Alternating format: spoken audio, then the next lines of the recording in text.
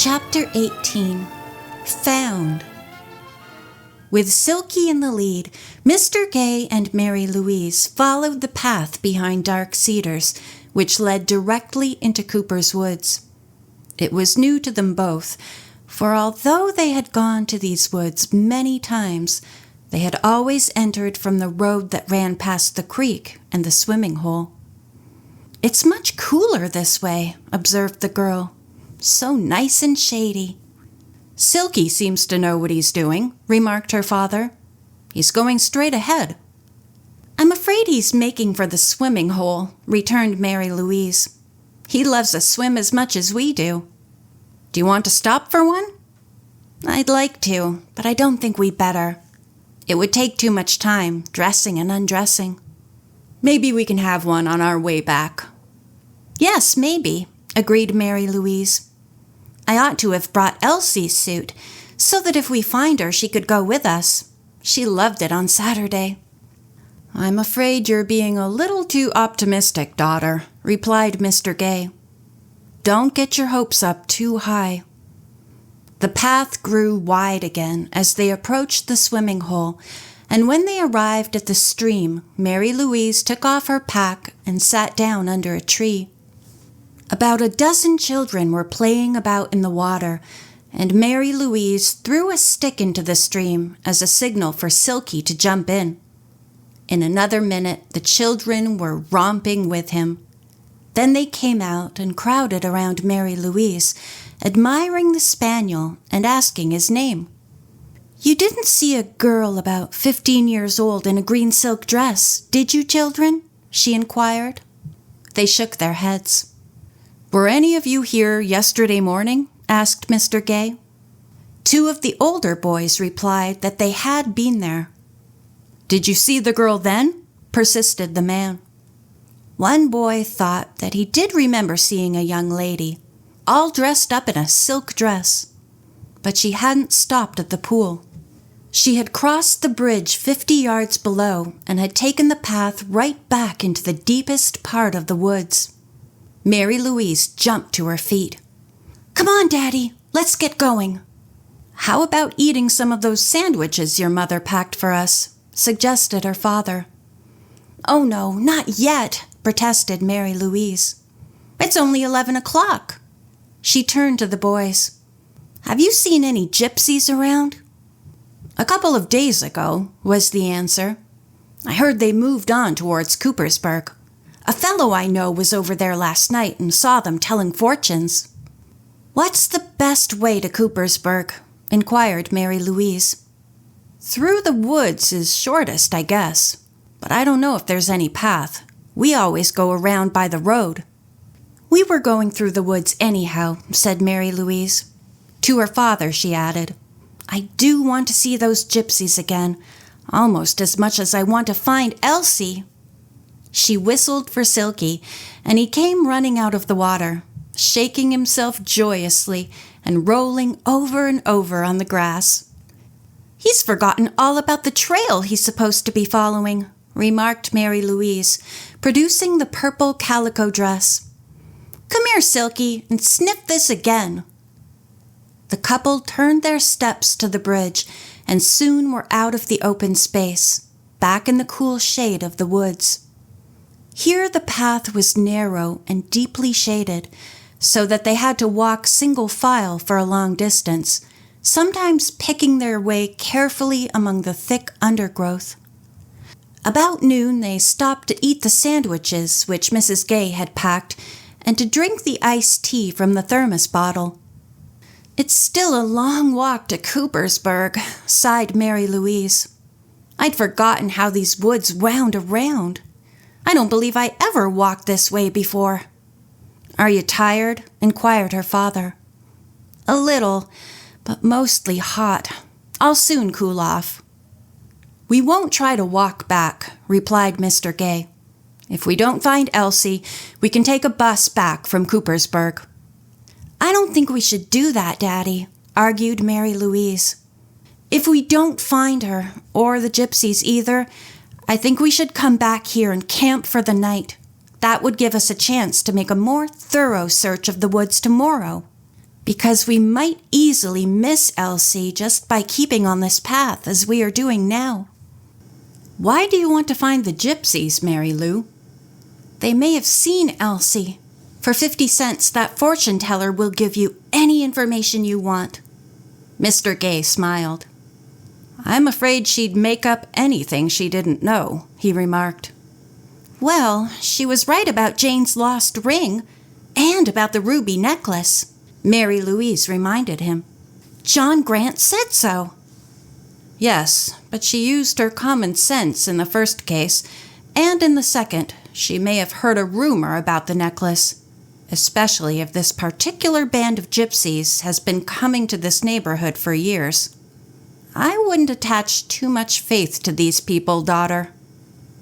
They gathered up the remains of their picnic lunch and started forward again, with Silky in the lead.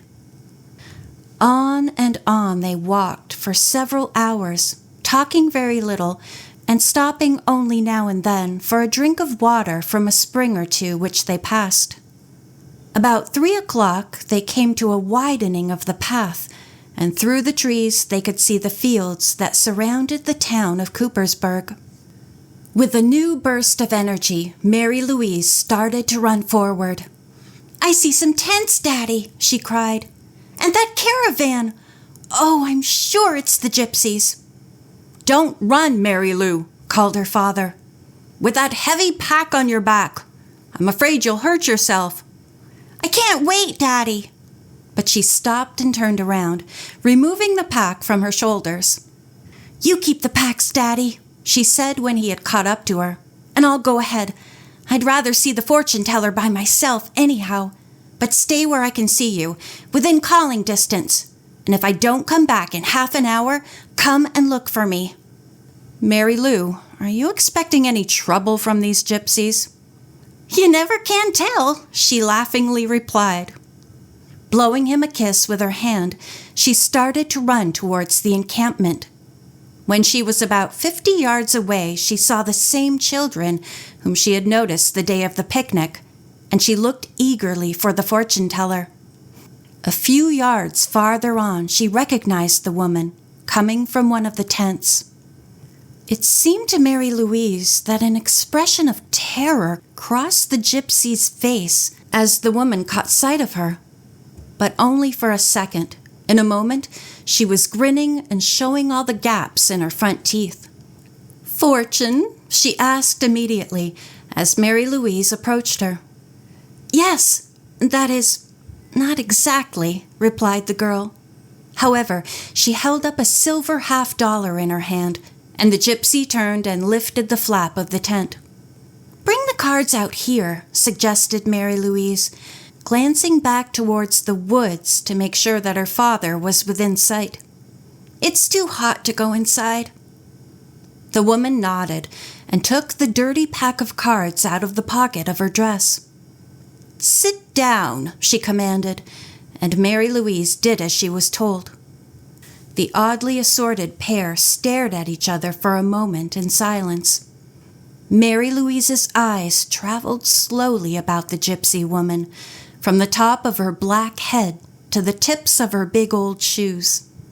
She examined her dress, of the same deep blue color which she was wearing the day of the picnic, and she looked at her thin, bony, yet strong hands. Then, very deliberately, Mary Louise reached into the pocket of her knickers and brought out the strip of blue sateen which she had taken from the window ledge in Miss Mattie Grant's bedroom at Dark Cedars. With a triumphant gleam in her eyes, she held the piece of torn material close to the gypsy's dress. Dirty and spotted as it was, there could be no doubt of its identity. It was a perfect match.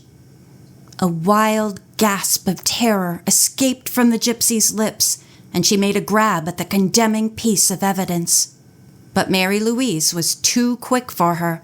Springing to her feet, she leaned over and hit the woman right in the mouth with her clenched fist.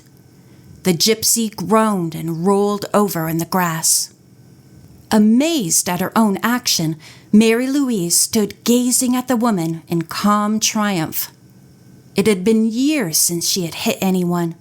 She was surprised that she had it in her to deal such a blow. But the gypsy was not knocked out, merely stunned. "Where is Miss Grant's necklace?" she demanded. The woman opened her eyes and whimpered. "It don't belong to that old witch. It's mine, I tell you. Was my mother's, and her mother's before that. Old woman Grant had no right to it." She raised herself to a sitting position, and her black eyes flashed with hatred. "You wait till my man comes back, and see what he'll do to you." Mary Louise smiled confidently.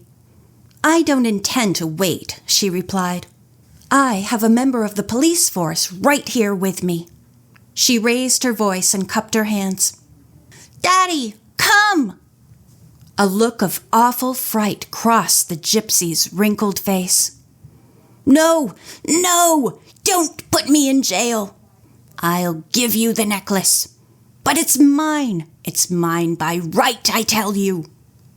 Mary Louise was scarcely listening, so eagerly was she watching her father's quick approach. "You can tell that to Detective Gay," she said finally. "And, by the way, where is the box of gold pieces you stole from Miss Grant?" "Gold pieces? What? I never took—" But her tone was not convincing, and seeing that Mary Louise did not believe her, she suddenly changed her story. "I'll give you the gold pieces if you let me keep my mother's necklace," she pleaded. Mr. Gay reached his daughter's side in time to overhear this last statement. His eyes were shining at his daughter in speechless admiration. "Your badge, please, Daddy," said Mary Louise calmly. "Please show it to this woman." Mr. Gay did as he was requested. "Now go and get the necklace and the gold," Mary Louise commanded the gypsy. The woman struggled to her feet. "First, let me tell you about that necklace," she begged. Her bony hands clutched Mary Louise's sleeve, and she looked imploringly into the girl's face. "It was a precious heirloom, has been in our family for years and years. We held it sacred. It brought us good luck. Oh, I can't bear to give it up now that I've got it again." Mary Louise glanced questioningly at her father. "Sit down again," he said to the gypsy, "and tell us the story." "Thank you, sir," exclaimed the woman, dropping down on the grass at his feet. "I'll tell you. It goes back 50 years, she began, talking rapidly. "In my mother's time, when we used to come here to Cooper's Woods to camp every summer. I was a child, and so was my little brother, a little fellow of 6, my mother's darling. One day he suddenly got sick, a terrible pain in his side. My mother almost went crazy, for she felt sure he was going to die. We couldn't do a thing for him. The pain got worse and worse and worse. Then, like a burst of sunshine after a storm, Mr. Grant came riding up to us and stopped and asked what was the matter. I can remember just how he looked, not a bit like his awful daughter, Mattie. He promised to help us, to take my little brother to the hospital and get him well. My mother agreed, and she went off with Mr. Grant and the boy. They told her there at the hospital that the child had appendicitis, and Mr. Grant ordered the best doctor in the country. And my brother got well. My mother was so happy that we thought she'd dance forever. She wanted to pay Mr. Grant for the expense, but he was such a generous man he wouldn't hear of it. So my mother gave him the ruby necklace to keep for her and said she'd be back every summer to see it. If ever Mr. Grant needed money, he was to borrow on it. He promised to keep it safe for her, but he never thought of it as his. Each summer we came back and camped on his place. We were always welcome while he lived. and each year we saw the necklace, and he would ask us whether we wanted to take it back, but we said no, because it was safer there, and he was our friend, and we trusted him. And then one summer we came back, and old Mr. Grant was gone, dead. So we tried to tell Miss Mattie Grant about the necklace, but she shut the door in our faces and called the police. For years, we couldn't even come out of Cooper's Woods without meeting a policeman. Then my mother died, and my brother died, and I decided I was going to get that necklace back. So this year we came and camped in those woods, and every night I went over to Dark Cedars. Sometimes I'd sneak in while they were eating supper. Sometimes I'd climb in a window with a ladder late at night. I began in the attic and went through each room, searching for the necklace. The first time I got into Mattie Grant's room, it was one evening last week while they were eating supper. I opened that safe of hers. I was sure the necklace would be there, but it wasn't. I was so mad that I took that box of gold, although I hadn't stolen anything out of her house before that. While the woman paused for breath, Mary Louise recalled the evening of the theft of Miss Grant's money.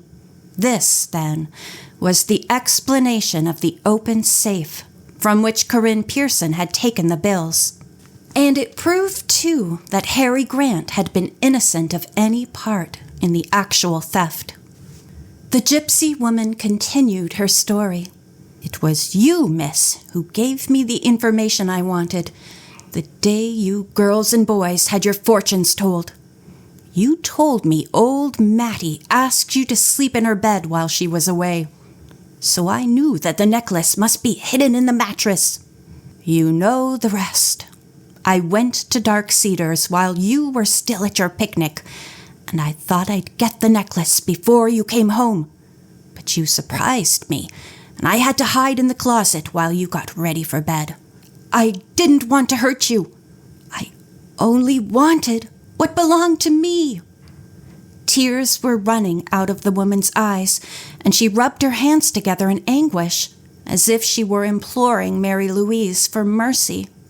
"What do you say, Mary Lou?" asked her father. Mary Louise hesitated.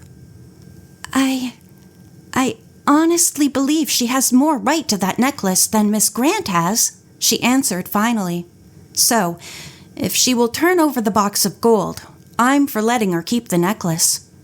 "But what do you think, Daddy?" "It's your case, dear. You are to decide." "Suppose you go with her, Daddy, while she gets both things. And be sure to keep your revolver handy, too," she added shrewdly. Mr. Gay smiled. He was delighted with his daughter's keenness. The gypsy nodded and, stepping inside her tent, produced the box of gold, the identical tin box which Elsie had mentioned. The necklace she took from a pocket in her petticoat. Meekly, she handed both treasures to Mr. Gay. "How beautiful that necklace is!" cried Mary Louise, in admiration of the sparkling jewels. It was the first time in her life that she had ever seen real rubies, and their radiance, their brilliance, was breathtaking. "I love them dearly," said the gypsy in a hoarse tone filled with emotion. Mary Louise took the necklace from her father and handed it back to its real owner. "You may have it," she said slowly. "I'll take the gold back to Miss Grant, but first I must count it." "It's all there," mumbled the woman, her hands fondling the beloved rubies. Mary Louise found her statement to be correct, and, handing the box back to her father, she turned to go.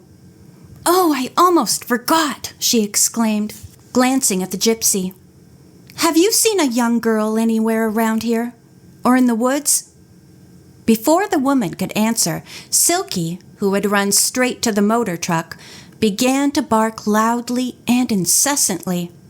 Putting his front feet on the step, He peered eagerly into the caravan and increased his noise until it reached a volume of which a police dog might have been proud.